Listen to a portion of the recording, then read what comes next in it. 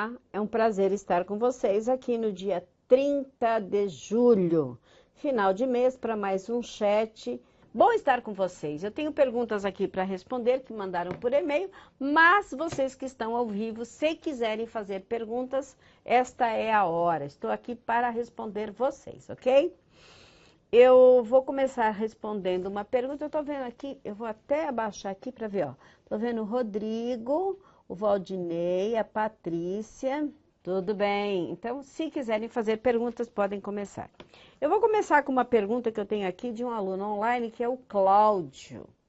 Tudo bem, Cláudio? Ele diz o seguinte: tenho uma dúvida e creio que possa usar o espaço do chat para esclarecê-la. Sem dúvida, o espaço do chat é exatamente para esclarecer dúvidas.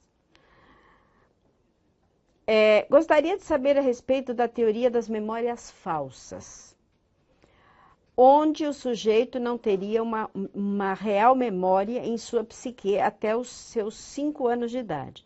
E tudo antes disso, que poderia ter sido registrado pela memória, foi, na verdade, conteúdo inserido por outras pessoas e tomado como uma memória verdadeira pelo indivíduo. Tal teoria é sustentada pela concepção das memórias existentes físicas no cérebro, região do hipocampo, que apenas amadureceria mais tarde, próximo aos 5 anos, onde se formam memórias acessíveis. Muito bem, Cláudio. Isso não é o ponto de vista da psicanálise em absoluto. Até porque na psicanálise, as memórias que nós dizemos que as pessoas podem estar criando, elas não são e não poderão ser inseridas por pessoas que estão de fora. Alguém induzindo você a ter memórias. Na verdade, as crianças têm fantasias, não é? Por exemplo, quando você assiste o filme Freud e Além da Alma, que eu recomendo que você assista, você vai perceber que em determinados momentos, a Ana, que é a personagem principal, na infância, ela tem memórias e ela tem ideias de que está acontecendo, por exemplo, acontecimentos do pai que são falsos, que não são verdadeiros. Então, as memórias falsas, geralmente, elas são desejos imaginários infantis, porque a criança, ela cria fantasias por satisfação própria. Na psicanálise também, esses espaços são chamados de lacunas, que são memórias que não são lembradas, e não necessariamente somente até os 5 anos, porque você está trazendo uma teoria, pelo visto, da neurociência, não da psicanálise. Pela psicanálise, você pode se esquecer a qualquer momento de qualquer coisa. Só que, segundo Freud, a importância da psique humana, ela reside nos 10 primeiros anos de vida, onde você você nasce com o id, você vai percebendo o ego corporal e depois o psíquico, e com a aquisição do superego, que se forma aos 10 anos, você tem toda a estrutura da psique. Então, uma criança pode ter... Como é que eu posso saber se um adulto está tendo memórias que são verdadeiras ou falsas? Bom, realmente, como é que nós poderíamos saber? Porque as memórias, elas não bastam vir com lembranças, elas têm que vir com descarga pulsional e catéxica. O que isso quer dizer? As memórias têm que vir recheadas de emoção.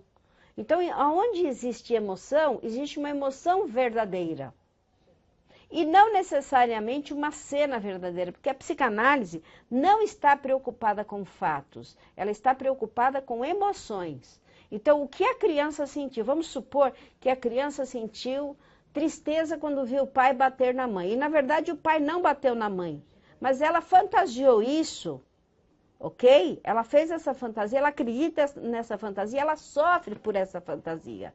E o sofrimento é real e é verdadeiro. Então, a psicanálise ocupa-se por verdades emocionais relativas ao sentir e não relativas ao pensar. É preciso entender que o cérebro pensa, mas a psique humana que está relacionada à alma sente. Então, nós vamos trabalhar as lacunas que foram esquecidas no sentimento. Tá bom, Cláudio? Eu espero que vocês tenham entendido. Eu estou vendo aqui que a Ana Rosa Bel, boa colega e professora, chegando agora, primeira vez, primeiro ano de curso, estou em casa com resfriado. Melhoras, minha querida, tá bom? A Vivi, querida Fátima, adultos necessariamente estão fixados em alguma fase ou é considerado normal um adulto com alguma característica ou uma ou mais fases sem que seja uma fixação? Olha, na verdade, do ponto de vista da psicanálise, todos temos uma fixação. Agora, não significa que a fixação seja uma neurose. Por que uma fixação? Porque para nós, aquilo que é traumático na infância, na fase oral, anal e fálica, é qualquer coisa. É falta de alguma coisa, é excesso de alguma coisa, tudo é fixação. Agora, o que torna isso um problema psicológico a ponto de ir para a terapia é a intensidade que essa fixação tem. Então, vamos supor aqui, eu, Maria de Fátima, fixada na fase oral, mas também há outras fases onde eu posso ter ficado fixada. Na terapia, isso foi tratado e direcionado para uma descarga pulsional correta, que é usar o meu falar, por exemplo, aqui. Então, eu estou descarregando a minha fase oral e descarregando as minhas pulsões. Então, respondendo a sua pergunta, necessariamente ficamos fixados em alguma fase? Sim. É considerado normal um adulto com alguma característica? Não existe normal. Não existe normal. Normal é uma palavra muito complicada. Existe o que nos é comum. O que nos é comum a nós humanos ficarmos fixados. Normal, não há ninguém que possa escrever o que é normal. Até porque o que é comum para uma civilização, para um povo, não é comum para outro. Então, tira essa palavra do dicionário, normal. Não há ninguém normal. O que não quer dizer que sejamos loucos. Normal, porque a normalidade, inclusive, muda de país para país, muda de época para época, ok? Tiago, boa tarde. Rodrigo, boa tarde. Ana Rosabela, corrigindo. Primeira vez que participo depois de um ano de curso. Ah, parabéns. Muito bem, você que está resfriada, né? O Tiago Silva, boa tarde, Fátima. Qual a melhor edição do livro de Charles Brennan? É a quinta. O que não quer dizer, Tiago, que as outras não sejam edições interessantes. Mas a quinta, se possível, ela é a mais interessante. Mas, se não me engano, é a que está baixada na plataforma do curso online. Mas eu posso verificar para você. Bom, então eu respondi. Agora tem a Fabiane, que me faz uma outra pergunta. Fabiane me pergunta o seguinte. Gostaria que a professora falasse um pouco sobre sonhos repetitivos. Por exemplo, uma pessoa que sonha sempre que está perdida. Qual o conteúdo latente desse sonho? Fabiane, minha querida, nós não fazemos interpretações de sonho sem contexto. A interpretação do sonho, ela carece de um contexto. Então, por exemplo, uma pessoa que sempre sonha que está perdida, se for eu, é a significação dentro do meu contexto. Se for você, é uma significação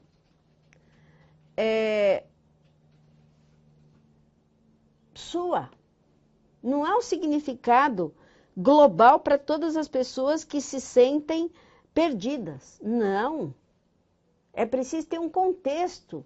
Assim como cada pessoa tem uma impressão digital, cada uma tem um contexto, minha querida Fabiane. Eu não sei em que módulo você está, não se interpreta sonhos aleatoriamente, uma situação para generalizar para todas as pessoas. Cada pessoa tem uma interpretação pertinente ao contexto de vida dela. Mesmo que 10 pessoas tenham um sonho igual, haverão 10 interpretações diferentes, tá bem? Eu estou vendo que a Ana Rosa Betel me pergunta, professora Fátima, como saber se entrei em análise? Muito interessante a sua pergunta. Olha, geralmente quando você entra em análise, então, essa coisa de entrar em análise é preciso primeiro que você tenha um bom vínculo com o seu terapeuta. Eu não sei quem é seu analista. Então, primeiro, formação de vínculo. Né? Depois, a formação da transferência sua para o analista. Então, quando você forma vínculo e forma transferência, você certamente entrou em análise. Então, é preciso entender como é a formação de vínculo. E a transferência ser positiva, não pode ser negativa. Formação de vínculo é quando você gosta desse analista que você escolheu. É o analista que, por alguma razão, você acha que é o analista ideal para você, ok? E a transferência é quando você, porque a análise é sempre uma análise de transferência, é quando você transfere as suas questões inconscientes da infância para o seu analista. Então, é aí que você entrou em análise, tá bom, querida? Ana Paula está me perguntando. Tudo bem, Ana Paula, como vai você? O que ocorre quando a menina não conhece o seu pai e busca um marido para preencher essa falta? Diante disso, ela aceita qualquer coisa deste homem, até pela falta de conhecimento de uma figura na família? Ana Paula, é possível que isso ocorra, porque, veja bem, uma menina que não conhece o pai, se ela não conhece, eu não sei como precisaríamos saber como é que esse pai foi apresentado pela família, ou se ninguém fala nada, porque ela vai idealizar um pai. Suponhamos que tem uma foto do pai. Em cima dessa foto, ela vai fazer uma idealização. Então, em cima dessa idealização, o que isso significa? Significa que ela vai idealizar esse marido naquilo que a gente chama de deslocamento. Ela desloca a catexia do pai não conhecido para este marido, né? Mas em cima daquilo que ela sabe que lhe foi dito ou aquilo que ela fantasia. Então é preciso saber que fantasia ela faz por essa falta não exatamente masculina, mas a figura do pai e como é a figura da mãe. Porque um não pode fazer o preenchimento do outro, mas essas questões, elas têm que ser sempre analisadas no contexto, né? Se você souber do caso, Ana Paula, me diz, essa menina, ela tinha uma foto do pai, a mãe existia e contava para ela, tinha irmãos, qual era o contexto de vida dela, para que eu possa formular melhor a tua resposta, tá bem? Eu estou vendo que o Tiago disse, vejo que tem muita diferença entre as edições. Bem, tem, mas eu digo assim, na falta de, agora, de preferência realmente é a edição número 5. A Ana diz que tem um bom vínculo terapêutico. E você também tem transferência, Ana? O Rodrigo. Tem uma amiga psicóloga que atende em seu consultório, tendo como parceiros alguns psicanalistas. Quando liberado pelo meu psicanalista, posso realizar o atendimento com base para conhecimento e horas de estágio nesse consultório? Acredito que sim, não vejo problema nenhum, o Rodrigo. Se já são pessoas que são da área, nada melhor para elas te receberem. Perfeitamente. Não vejo como nada defasado, não vejo problema nenhum. Ana Paula agradece. Obrigado, professora. Né? E o Tiago também, obrigado, Fátima. Bom, se vocês não tiverem mais nenhuma pergunta, eu vou estar respondendo as outras perguntas que eu tenho aqui. Deixa eu ver, porque eu preciso baixar aqui quando vocês falam. Então, a Ana fala assim, então entrei, pois até fisicamente minha analista parece minha mãe. Ai, que ótimo. Então você fez vínculo e fez transferência. Então, com certeza você entrou em análise. Parabéns, Ana, porque isso é uma coisa muito boa para você e muito boa para o curso. Vamos ter aí uma analista, não que as pessoas, veja bem, não que quem ainda não conseguiu isso na análise não vai conseguir, porque às vezes é uma questão de tempo. Né?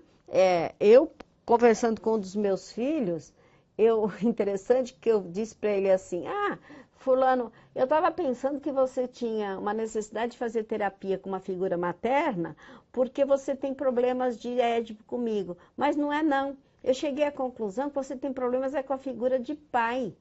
E você está fugindo de um analista homem, porque você está com medo de enfrentar seu pai. Ele ficou olhando assim para mim, dando risada, e falou assim, mas que coisa ter uma mãe psicanalista, coisa chata, né? Ela se mete nas histórias, porque assim, ele vive pipocando de analista mulher para analista. Fiquei pensando, não é possível, né? A gente conversa tanto sobre Édipo, né? E como eu sou separada, ele não tem muita presença do pai, eu acredito que seja isso. Você vê que até na família do psicanalista, a gente vai ter questões transferenciais em análise. Ok? Então, é muito bacana quando você consegue criar esse vínculo. A Sheila diz, é verdade que é possível a mulher ter relacionamento com homens parecidos com o próprio pai, com a personalidade? Não é só possível, como é impossível não fazer isso. Freud vai dizer que nas figuras edípicas, que são o pai e a mãe, são elas que vão formar os nossos objetos de desejo e de descarga. Então, toda mulher vai procurar ou um pai ou uma mãe e vice-versa. O homem vai procurar uma mãe ou um pai, isso é natural. E não é problema, Sheila, desde que você não queira do seu marido o comportamento do seu pai, exigindo que ele proteja você como uma criança. Se isso não ocorrer, o casamento vai muito bem. Ou então vocês ficarem assim, você ficar chamando seu marido ô papai, e ele ficar te chamando ô mamãe, porque aí vocês vão virar amiguinhos, não vai ter nem sexo. Então, esse triângulo edípico formado em nome do Pai, do Filho e do Espírito Santo, que é você, seu pai e sua mãe, isso é o Édipo. O Édipo, nos psicanalistas, tem que estar, no mínimo, elucidado. Não sei se você já faz terapia, mas você precisa saber como está seu Édipo, tá? Para você entrar em estágio, é necessário você conhecer como o seu Édipo se processa, entendeu, querida? O Tiago fala o seguinte: Fátima, sobre o congresso do mal do século e a depressão, quando será? O congresso de psicanálise será em 24 ou 25 de novembro. Não sei bem a data, mas eu vou passar isso tudo para vocês, porque eu vou ter também o congresso de regressão e hipnose. Vou passar para vocês esses dois congressos, tá? Eu posso até olhar aqui na minha agenda, viu, Tiago? Que eu agendo tudo e dizer para você que, se não me engano, o de regressão é em setembro. Então, o de regressão e hipnose vai ser no dia 29 de setembro, que é um sábado, um dia só, o dia inteiro. E o de psicanálise vai ser em novembro, porque tem que ter uma distância, não é? Em novembro, no dia 24, também um sábado, o dia inteiro, tá?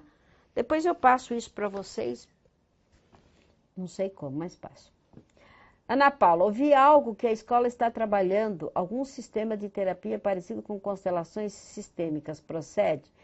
Na verdade, no meu curso de regressão, o que eu disse foi o seguinte, Ana Paula. A constelação sistêmica nada mais é do que, na verdade, fazer o perdão dos ancestrais. Como você não faz esse perdão, porque a gente não perdoa ninguém, nós só nos perdoamos, é impossível perdoar os outros, né? Até porque não tem sentido você perdoar alguém, você perdoa dentro de você. E isso, na psicanálise e na regressão, ela já é um fato numa técnica que eu criei chamada ancestralidade. Mas ela não é vivida aleatoriamente, só a constelação. Só a constelação não funciona. Constelação é uma ferramenta. Como hipnose é uma ferramenta, como sonhos são uma ferramenta. É preciso ter um cabedal teórico atrás chamado psicanálise. Então, sem psicanálise, a constelação, assim como o coaching, assim como a PNL, fica a perder de vista. Ana, o congresso de regressão tem que estar inscrita no curso de regressão para participar? Não. O congresso, assim, não é... Os dois congressos são abertos a todas as pessoas. Todas. Não é aberto às pessoas. Inclusive, não precisa nem ser aluno. Porque é uma forma... tem um valor, tem um preço, que eu não sei qual é, que é uma forma das pessoas conhecerem o trabalho. Então, os palestrantes vão trazer, olha, tem temas até como apometria dentro do Congresso de Regressão. Tem muitas coisas interessantes, então não é necessário estar inscrita em curso nenhum. Todos podem participar. Eu estou tentando um local que cabem 100 pessoas, porque eu sei que tem muita adesão aos congressos. Sempre tem, ok? A Patrícia, como ajudar alguém que está em crise de pânico? Ela já faz terapia, está bem, mas às vezes se sente mal. Em alguns lugares, transpira muito, precisa sair do lugar. Posso ajudar de alguma maneira? Sim, Patrícia, procura saber se essa pessoa já tem ajuda psiquiátrica. Muitas vezes o medicamento ele precisa amenizar o sintoma, e se ela faz uma terapia de cunho psicanalítico, de fundo psicanalítico. Porque o que é a síndrome do pânico? É um conjunto de fobias, é um conjunto de medos. Então, a pessoa tem um conjunto de medos e ela precisa, nessa angústia, ela precisa saber o que gera o medo. Ela tem medo do quê? Então, é uma associação de medicamentos antidepressivos e ansiolíticos com psicoterapia de base psicanalítica. Então, o que você pode é ajudar a pessoa informando como se trata a síndrome do pânico. O Rodrigo diz, então vamos todos participar, se Deus quiser, e Deus quer, né? Deus é brasileiro, então Deus quer. Claro que vocês vão todos participar, entendeu? É isso aí. Tem mais alguma pergunta? Não? Vou dar mais 2 minutos para vocês, senão eu vou encerrar o chat, porque as minhas perguntas aqui também já terminaram. Então, vamos ver se vocês têm mais alguma dúvida, né? Lembrando que quem precisar de terapia, o meu WhatsApp, eu vou deixar aqui, né? Meu WhatsApp, para quem precisa de terapia, mesmo que não seja comigo, né? Mas para eu indicar terapia, 957984686. Eu tenho indicado a terapia para vocês, né? Para as pessoas que precisam, porque às vezes a pessoa fala assim, Fátima, eu não conheço nenhum analista. As pessoas moram fora de São Paulo, né? E aí a SPPI é só em São Paulo, então elas não conseguem um analista. E para isso, aqui em São Paulo existem vários psicanalistas, inclusive eu, que já atendo a Paola, né, que está aí nos assistindo, a Leda, que não entrou hoje, vários alunos online, o Marcelo, que não consegue entrar, eu atendo o André, o pastor André, que não, nesses horários eles não conseguem entrar no chat, eu os atendo online, mas também eu posso encontrar um analista que esteja de acordo com o tempo, com o horário, enfim, com as condições que vocês têm particulares, porque às vezes as pessoas trabalham em horários tão diferenciados que para fazer a análise, imagine, eu tenho uma paciente que mora nos Estados Unidos que ela gostaria que eu a atendesse à meia-noite, horário de São Paulo, é um pouco complicado para mim, só que pelo fuso horário para ela é interessante. Então, com certeza eu vou arrumar algum analista que possa atender nesse horário, né? A pergunta é aqui, os alunos de IAD também podem participar do Congresso Psicanálise? Não só podem, como devem, porque esse é o momento em que vocês vão se conhecer. E vocês vão ter várias monografias no Congresso para vocês olharem. É um dia só, é um sábado, mas eu posso mandar hotéis para vocês ficarem até o domingo e depois a gente passear, conhecer bem São Paulo, enfim, ou sábado à noite. Dá para fazer um monte de coisas, viu, Ana Paula? Dá para a gente fazer uma farra. O Rodrigo. Sobre Freud e a homossexualidade, nesse caso, o filho, no complexo de Édipo, se identifica com a mãe para conquistar o pai? Não, isso não é na homossexualidade. Isso é o Édipo, pode ser o Édipo invertido, mas não necessariamente caracteriza a homossexualidade. Freud vai falar que a homossexualidade é o narcisismo. É quando eu, mulher, me identifico em outra mulher e me amo tanto que eu amo a outra mulher para conseguir me amar. Essa é a visão que o Freud tinha, que ele chamava de invertidos. Ele não chamava de homossexuais. Ele dizia que os invertidos eram narcísicos que queriam se relacionar com a pessoa do mesmo sexo porque só queriam se relacionar consigo próprios. Então, na teoria do narcisismo é que você vai encontrar a homossexualidade para Freud. Não exatamente no complexo de Édipo, né? Então, é basicamente no narcisismo. Eu já disse para vocês que eu gosto muito do narcisismo no livro do Lowen, O Corpo Fala, que é um pós-reichiano, mas eu gosto imenso, né? Aliás, a aula que eu dou no curso sobre narcisismo, no curso de vocês IAD, é Lowen que eu estou lendo naquele momento, porque eu leio para poder falar sobre aquilo. A Ana diz, oba, vou conhecer a noite paulistana, se Deus quiser, eu vou levar vocês para passear. Eu sou uma Cicerone. Só que assim, a gente vai assim para lugares muito caros, né? A gente vai dar uma passeada aqui, até porque em São Paulo é preciso ter um certo cuidado com os horários, mas eu vou arrumar um hotel legal para vocês ficarem num preço condizente e ficarem todos no mesmo hotel para podermos sair juntos e voltar juntos, tá bom, gente? O povo já está gostando aqui de passear, já estou vendo tudo. Então é isso. Vamos encerrar o nosso chat. É um prazer estar com vocês aqui. E lembrando, quando vocês tiverem perguntas, mandar para sbpi@sbpi.org.br, porque de repente vocês lembram de uma pergunta no meio da semana. E aí não perguntaram.